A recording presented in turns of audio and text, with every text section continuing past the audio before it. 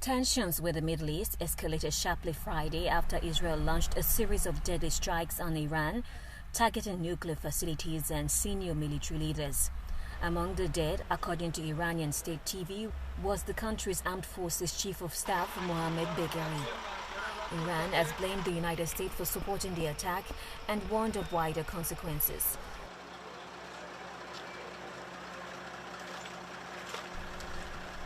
To the great Iranian nation this morning at dawn, the Zionist regime unleashed its vile and blood-stained hand in our beloved country, revealing its wicked nature even more by striking residential areas. The regime must await severe punishment by Almighty, the powerful, and of the armed forces of the Islamic Republic will not let it go unpunished.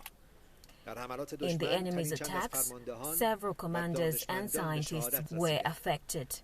Their successors and colleagues will immediately take over their duties. God willing, with this atrocity, the Zionist regime has prepared a bitter and painful fate for itself, and it will undoubtedly receive it. Israeli Prime Minister Benjamin Netanyahu called the assault a very successful opening strike, saying it targeted top nuclear scientists and facilities. We're after a very successful opening strike.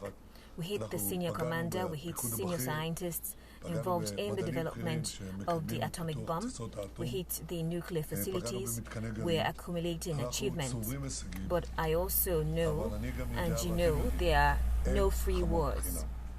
Therefore, I ask you again to strictly adhere to the Home Front Command's instructions. It is very likely that you will be required to stay in protected areas for a much longer period than we have been used to until now.